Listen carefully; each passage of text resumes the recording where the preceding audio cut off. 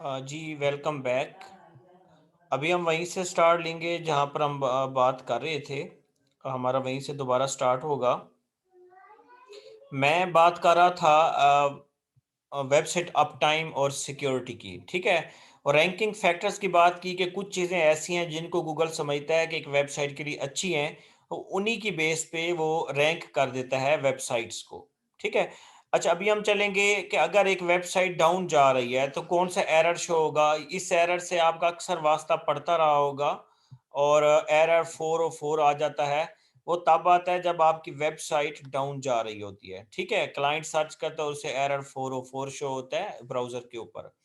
या आपकी वेबसाइट पे किसी बंदे ने स्पेलिंग मिस्टेक से यूआरएल लिख दिया है, आपकी वेबसाइट में कुछ कोडिंग एरर आ गया है, आपकी अपनी गलती की वजह से। अगर सर्वर रिस्पॉन्ड नहीं कर रहा, ये सर्वर का बताता हूँ मैं आपको। उसके अलावा जी कनेक्शन का इश्यू भी हो सकता है, क्लाइंट जो बंदा सर्च करना चाह रहा है आपकी वेबसाइट पे, इनमें से कोई भी वजह होती है, ठीक है जी? आपकी एसईओ रैंकिंग में प्रॉब्लम आ जाता है, ठीक है?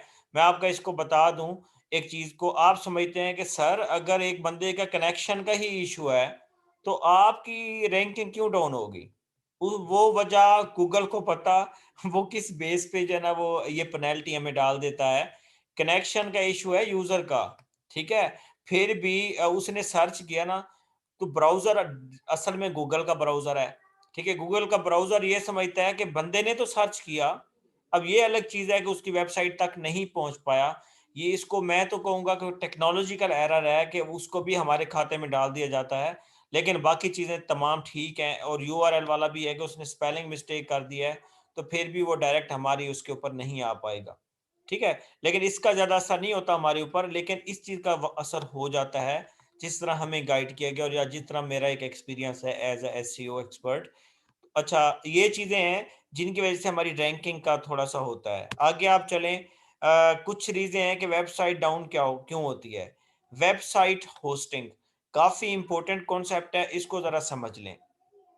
देखें जी, एक ऐसा टाइम था जब लोग वेबसाइट्स बनाते थे और उन्हें लॉन्च कर देते थे ऑनलाइन, ठीक है? और उन्हें अपनी वेबसाइट का तमाम तर डेटा हर वक़्त क्लाइंट की एक्सेस में देना हर वक़्त क्लाइंट की एक्सेस में देना मुश्किल हो जाता था। मिसाल के तौर पे आपको ले चलता हूँ मैं इस वेबसाइट पे, आपको याद होगा एक बार मैंने आपको अपना वो दिखाया था, मतलब रिसर्च गेट के हवाले से मेडिएटिंग रोल वाला, ठीक है? एक मेडिएटिंग रोल वाला ये मेरा ये आर्टिकल है, ठीक है?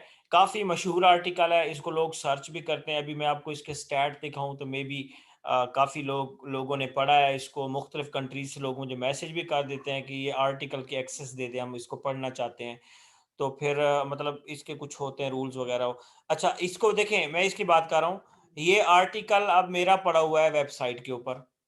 सोचें, ये वेबसाइट वाले बंदे ने कोई ठेका लिया हुआ है मेरा कि वो जब भी इसके पास कोई क्लाइंट आए और उसको उठा के ये वाला आर्टिकल दिखा दे, ठीक है? ये पड़ा हुआ कि क्लाइंट वो वेबसाइट का जो ओनर है, ठीक है?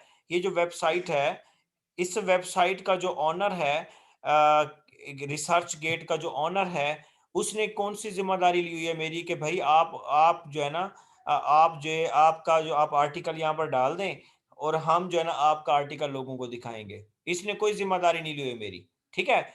ये बंदा 24 घंटे तो इंटरनेट पे नहीं बैठ सकता, 24 घंटे ये अपना लैपटॉप भी ऑन नहीं रख सकता, 24 घंटे ये भी गारंटी नहीं है कि उसके पास जो इंटरनेट का कनेक्शन है वो काफ़ी स्ट्रॉन्ग है और उसमें ज़रा बराबर सिग्नल्स की कमी नहीं आएगी। तो इन तमाम मसाइल का हल वेबसाइट होस्टिंग ने निकाला हुआ है। वेबसाइट होस्टिंग क्या होती है ये ज़रा सुन लें। वेबसाइट होस्टिंग जो है ना एक सर्विस है, जो आईटी की कंपनियाँ देती हैं आपको, ठीक है?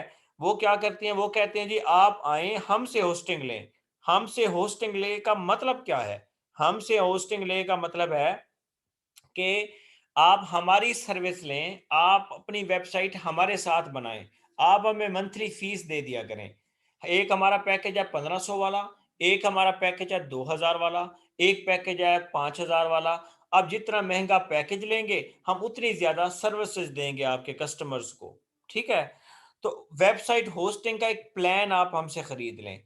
तो उससे क्या होगा आपको फायदा कि आप जो भी अपनी वेबसाइट पे आप जो भी अपनी वेबसाइट पे पोस्ट करेंगे या पब्लिश करेंगे, वो हम अपने सिस्टम में सेव कर लेंगे। अब हमारी ज़िम्मेदारी है कि हम आपकी वेबसाइट को डाउन टाइम नहीं होने देंगे। हम लेके बैठे रहेंगे कस्टमर के लिए 24 घंटे सर्विस। कस्टमर आएगा, आपका डेटा जो भी उसने सर्च किया ब्राउज़र में, हम उसके सामने पेश कर देंगे। ठीक है? ये वेबसाइट होस्टिंग की सर्विसेज़ हैं। पाकिस्तान वालों ने तो अभी लॉन्च नहीं की, लेकिन मैं आपको यहाँ पर गूगल में एक बता देता हूँ, बेस्ट वेबसाइट वेब होस्टिंग लिखें, जस्ट वेब होस्टिंग साइट से कुछ वेबसाइट्स हैं जो आपको होस्टिंग देती हैं। ठीक है?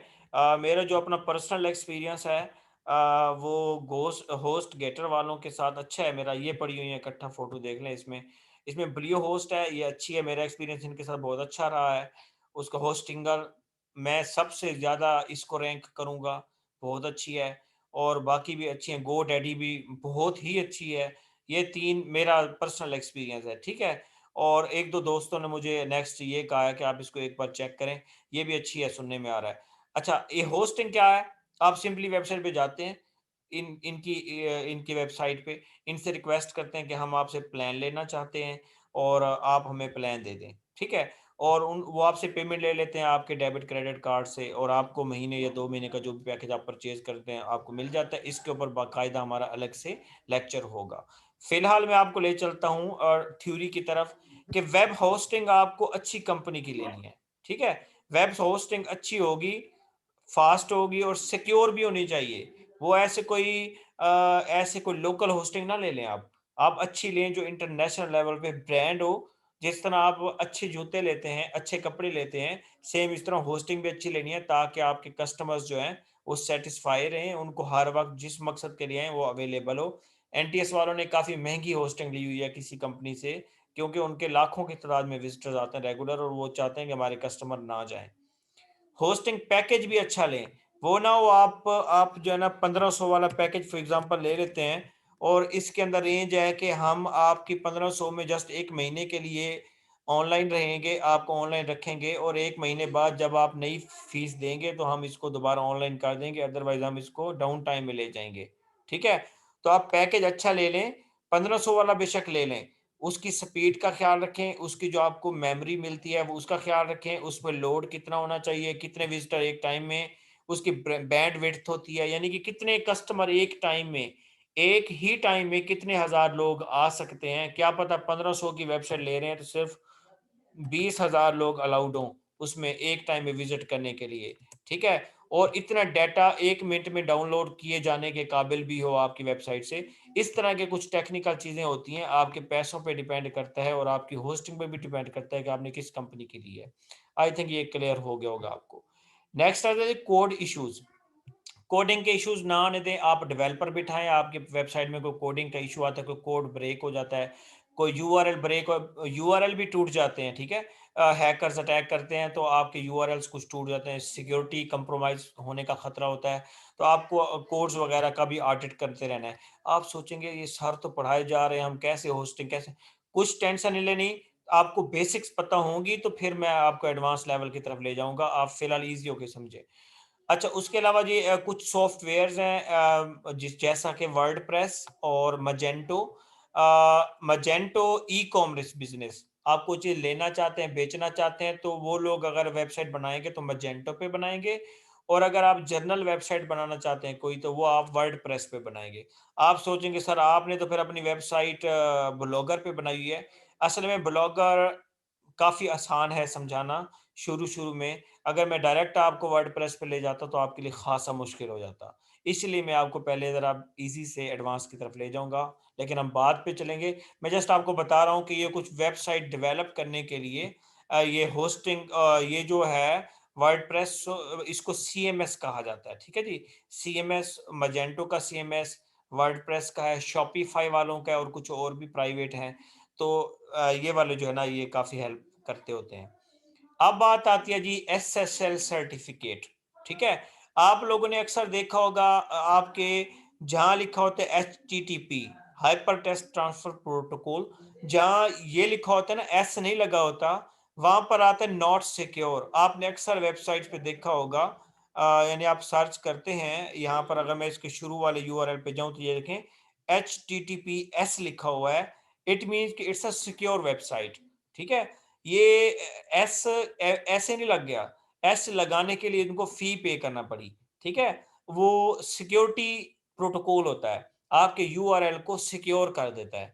अगर यहाँ पर एस मैं ख़त्म कर देता हूँ, तो एस एस ख़त्म करके मैं कोई भी वेबसाइट लिख देता, गूगल तो खैर सिक्योर है, अगर मैं इसको सर्च करूँ वो ऑटोमेटिकली इसको एस पे ले जाएगा, क्योंकि वो सिक्योर है। मैं कोई भी वेबसाइट लिख देता हूँ, अब मुझे नहीं आइडिया, अब मुझे कोई वेबसाइट ऐसी याद भी नहीं है, मिसाल के तौर पर मैं लिख देता हूँ जी फूड्स, में भी कोई हो वेबसाइट इस नाम की दुनिया में, चलें इसको सर्च करते हैं।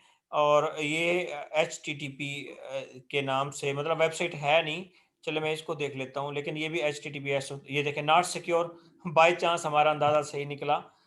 इस पे आप देखें इसके यूआरएल को। ठीक है, इसके यूआरएल में कोई एचटीटीपीएस नहीं आ रहा, आपके सामने आइए, ये नॉट सिक्योर है। ठीक है, नॉट सिक्योर है, और आप इससे पूछेंगे कि क्यों नॉट सिक्योर है, वो कहेगा जी हो सकता है आपकी कुकीज़ में सेव हो जाए और आपको बाद में नुकसान पहुंचा सकती है, आपके पासवर्ड या क्रेडिट कार्ड की इंफॉर्मेशन कैप्चर कर सकती है, लिहाजा इस वेबसाइट पे आप कोई एक्टिविटी ना करें तो बेहतर है, क्योंकि ये ब्राउज़र कहता है, गूगल का ब्राउज़र कहता है कि this is a not secure protocol, या कोई भी ऐसा प्रोटोकॉल ये है नॉट सिक्योर है। ठीक है, तो आपने एचटीटीपीएस में कैसे लेके जाना है, आप वेबसाइट को एचटीटीपीएस में कैसे लेके जाएंगे, वो कुछ आगे मैं आपको बताऊंगा, लेकिन वो आगे होगा, अभी फिलहाल इसके ऊपर मैं आपको नहीं बता सकता। सर जी, जी जी, सर जी कुछ वेबसाइट के यूआरएल के ऊपर ये एचटीटीपी के सामने आगे एक लॉक बना होता है और वो ग्रीन कलर का होता है, उसका क्या मतलब होता है? ये सब बताऊंगा, और ये सब बताऊंगा, लेकिन अभी इस पे बात नहीं की जा सकती, क्योंकि अंदर की चीजें आपको नहीं पता, वो अंदर की चीजों में ले जाऊंगा आपको। ठीक है, फिलहाल आप यही समझ लें कि एक सिक्योर यूआरएल बनाना है आपने अपनी वेबसाइट का, अगर आप अपनी वेबसाइट को सिक्योर रखना चाहते हैं। ठीक है, यूआरएल आपका सिक्योर होना चाहिए। अच्छा, आगे चलें, ऑनलाइन फ्री टूल्स हैं कुछ।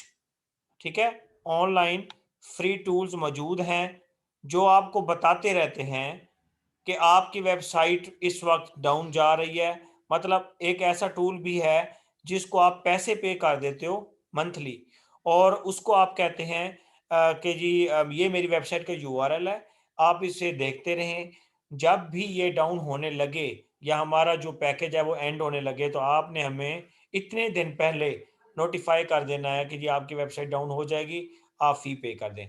आप उसी टाइम, और इन वेबसाइट की अक्सर कुछ तो फ्री होती हैं, टूल्स होते हैं, और कुछ टूल्स जो होते हैं ना ये मतलब ना पेड भी होते हैं, पैसे भी लेते हैं, लेकिन वो इतने ज़्यादा पैसे नहीं लेते, $3 $4, मतलब ₹500 के करीब करीब आपसे वो ले लेते हैं। और उसका तो टाइम भी काफ़ी मिल जाता है, 6-6 महीने आपसे पूछते भी नहीं, आपको नोटिफिकेशन भेजते रहते हैं जी आपकी वेबसाइट डाउन होने का खतरा है, बस आपको जब भेजेंगे आप रिन्यू करा लें। और रिन्यू कराने का भी बहुत आसान सा तरीका है, वो करेंगे इंशाल्लाह बाद में हम इन चीज़ों को। तो अभी हमारा रन डाउन, ये अप टाइम और सिक्योरिटी के हवाले से बात हो गई।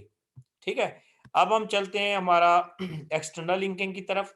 ये मैं आपको बता चुका हूँ, इसमें मैं एक चीज़ बताना भूल गया था, वो ज़रा सुन लें। देखें, मैंने वेबसाइट के ऊपर एक पोस्ट की, अपनी वेबसाइट के ऊपर एक पोस्ट की जो कि आपके सामने की है। ठीक है, और मैं चाहता हूँ कि ये वाला जो बंदा है, ठीक है, ये एक ऐसी वेबसाइट पे जाए जो मेरे क्लाइंट की वेबसाइट है, और मेरे क्लाइंट ने कहा है कि आप मुझसे पैसे ले लें और मेरी वेबसाइट के ऊपर क्लिक्स बढ़ा दें, मतलब मेरी साइट के ऊपर विजिटर्स बढ़ा दें। मैं चाहता हूँ यार, मेरी वेबसाइट पे तो हज़ारों लोग आ रहे हैं रेगुलर, क्यों ना मैं ऐसा करूँ कि अपने लिंक्स ख़त्म करके मैं उस बंदे के लिंक डाल देता हूँ कुछ दिनों के लिए, ताकि जो मेरे क्लाइंट हैं वो गलती से ही सही बेशक वो उधर चले जाएँ, ताकि उस बंदे से जो मैंने पैसे लिए हैं वो मेरे हलाल हो जाएँ। ठीक है, तो हम क्या करते हैं, हम अपने लिंक्स की बजाय अपने सारे ख़त्म करके उनकी जगह पर जो है ना उसकी वेबसाइट के लिंक दे देते हैं। गूगल इस बात को डिस्करेज करता है। गूगल कहता है, पहली बात, कि आपने रेलिवेंट मटेरियल का लिंक देना है, जो बंदा जिस टॉपिक पे पढ़ रहा है उसे उसी टॉपिक से रिलेटेड चीज के ऊपर भेजें। चले फर्ज किया वो जो बंदा था उसकी वेबसाइट उससे रिलेटेड है जिससे रिलेटेड आपकी वेबसाइट है, आपने लिंक दे भी दिया, उसका एक और नुकसान हो जाता है। वो ये हो सकता है उस बंदे की वेबसाइट को गूगल ने पहले कभी पेनलाइज किया हो सकता है वो वेबसाइट अनएथिकल हो सकता है उसमें गैर इखलाकी चीजें पोस्ट की जाती हो। तो आपकी वेबसाइट से अगर वहां लिंक चला गया और उस वेबसाइट की जहां आपका लिंक गया है रेपुटेशन खराब है, रेपुटेशन उसकी है खराब, गूगल उसको पेनलाइज कर चुका है, लोग उसके ऊपर बैड कमेंट्स करते हैं, तो उसका नुकसान आपको भी होता है। गूगल आपको पेनलाइज करता है कि इन क्लाइंट्स को आपने उधर रेफर किया है, तो आप भी उसी सजा के मुस्तहिक है जिस सजा का मुस्तहिक वो बंदा है।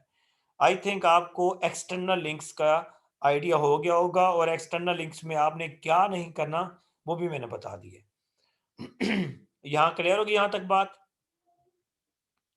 जी तो सर। हाँ, ये जरा देख लें, bad websites were may be penalised and you will also be penalised or not index as those website were not indexed. कि वो वेबसाइट गूगल की नज़र में अच्छी नहीं थी, गूगल ने उसके लिए उसका डेटा इंडेक्स नहीं किया, हो सकता है फिर नेक्स्ट आपको भी वही सजा मिले जो उनको मिली है। ठीक है, लिंक क्वालिटी वेबसाइट की देने हैं आपने, बैड बुरी वेबसाइट्स और ऐसी वेबसाइट का लिंक बिल्कुल नहीं देना आपने जिनकी क्वालिटी अच्छी ना हो। और अगर आप एसईओ इंप्रूव करना चाहते हैं तो आपको लिंक्स अच्छे डालना पड़ेंगे। तो यहाँ तक ये क्लियर हो गया। अब छोटा सा टॉपिक है ब्रेड क्रम नेविगेशन, इसका मैं आपको थोड़ा सा बता देता हूँ। सबसे पहले आप फोटो देखें, इस फोटो में एक वेबसाइट खोली हुई है क्लाइंट ने, एक बंदे ने, और वेबसाइट के नीचे ना ये आपको नजर आ रहे हैं एक sequence, home, server side coding, server side essential और इंट्रोडक्शन जमूला। अच्छा, इसमें अक्सर आपका ना इस चीज से वास्ता पड़ा होगा, तो स्टार साहब आपका पड़ा है इस लाइन से वास्ता, वेबसाइट के ऊपर ऊपर लिखा हुआ आ रहा होता है। जी सर। अच्छा, इसका क्या मतलब होता है?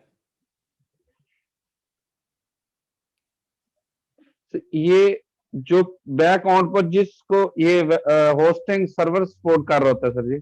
नहीं नहीं नहीं नहीं, ये चीज नहीं है। आप उन चीजों की तरफ चले गए हैं।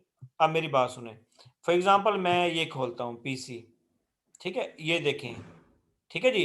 अब मैं पिक्चर खोलता हूँ, उसमें आ गया। अभी मैं फॉर एग्जांपल चले ये खोलता हूँ, उधर आ गया। अब मैं ये खोलता हूँ, ठीक है जी। अब देखें, ये जो चीज है ये तो है कंप्यूटर के अंदर पड़ी हुई, ठीक है ये। और सेम इसी तरह आप वेबसाइट को कोडिंग दे देते हो, ताकि एक बंदा जो है ना अब जाना चाहता है ना पिक्चर पे, वो बैक करने के बजाय डायरेक्ट पिक्चर पे क्लिक करे और उस फोल्डर में आ जाए। अगर वो आगे कहीं इधर जाना चाहता है, इधर आ जाए। समझा रही है बात की? इस चीज को वेबसाइट्स की और एसईओ की लैंग्वेज में और कोडिंग की लैंग्वेज में कहा जाता है ब्रेड क्रम। ठीक है जी, इसको कहा जाता है ब्रेड क्रम। तैयार करें अपनी वेबसाइट्स के लिए, ब्रेड क्रम बनाएं आप। उससे क्या होता है, नेविगेशन आसान हो जाती है। एक क्लाइंट होम पे आया, होम के अंदर एक और पेज था, उस पर क्लिक किया, उसके अलावा एक और पेज पे क्लिक किया, और फिर एक और पेज पे क्लिक किया। इतने पेजेस पे आया बैठा है, बजाय इसके कि वो बैक बैक बैक करके एक बार इसको खत्म करे, फिर इसको करे, फिर इसको करे, फिर इधर आए, वो डायरेक्ट होम पे क्लिक करे और उसी पेज पे आ जाएगा। मेरी इस बात को समझ गए आप? जी सर। ओके। अच्छा, अब होता क्या है, ब्रेड क्रम्ब की थोड़ी सी थ्योरी देख लें आप। Navigation system that shows a users location, के यूजर इस वक्त इधर बैठा हुआ है, ठीक है। ये क्या करती है जी, नेविगेशन है, ठीक है। ये आपको बताती है कि आप कहाँ पर हैं। अगर आप यहाँ पर आना चाहते हो, यहाँ क्लिक करेंगे, इसका कलर चेंज हो जाएगा और आपको बताया जाएगा कि आप इस वक्त इस लेवल पे बैठे हुए हैं, ठीक है। ये नेविगेशन के लिए हेल्प करता होता है वेबसाइट्स में। अभी मैं इसको लॉग आउट कर रहा हूँ इन तमाम को, और मैं आपको ले चलता हूँ एक वर्डप्रेस की वेबसाइट पे।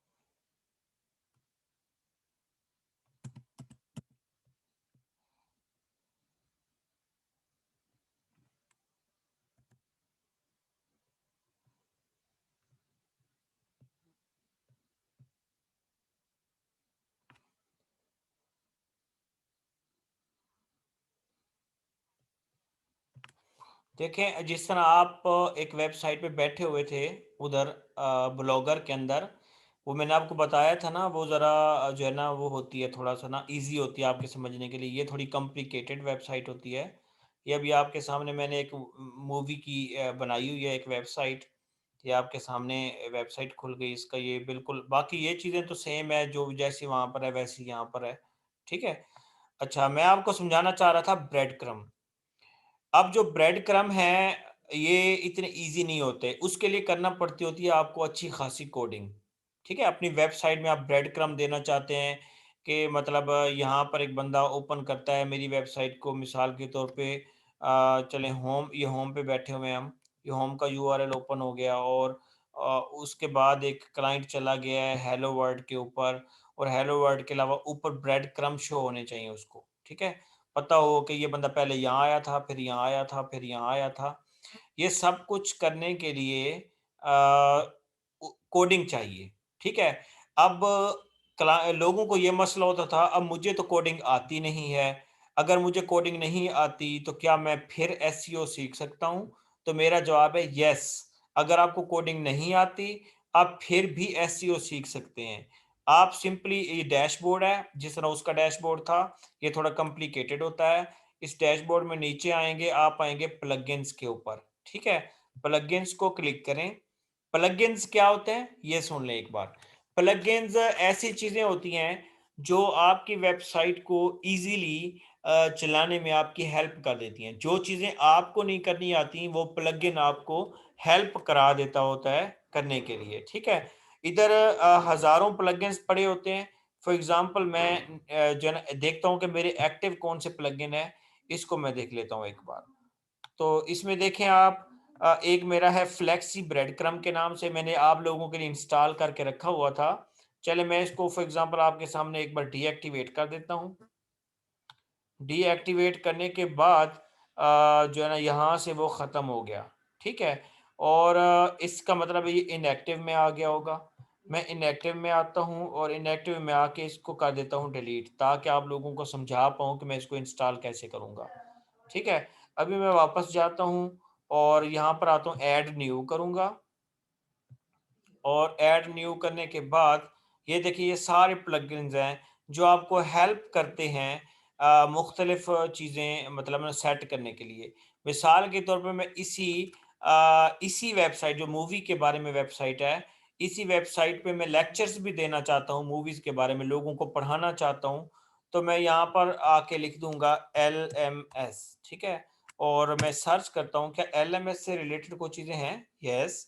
देखिए, अब ऑनलाइन मैं ई लर्निंग ऑनलाइन कोर्स करवाना चाहता हूँ, मैं सिंपली क्लिक करूँगा और इसी वेबसाइट में एक ऐसी खूबी भी आ जाएगी जिसके थ्रू मैं पढ़ा भी सकूँगा।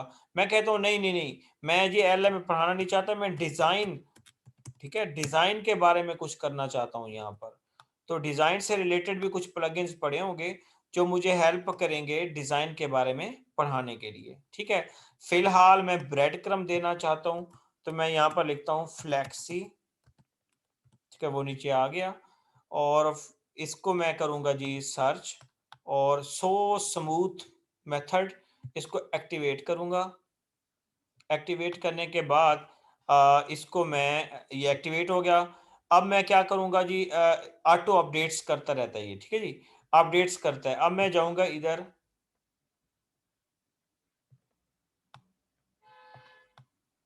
ठीक है? अच्छा, इसके अलावा इससे आगे ना मैं आपको बाद में करा दूँगा, मतलब ये काफ़ी ईज़ी था।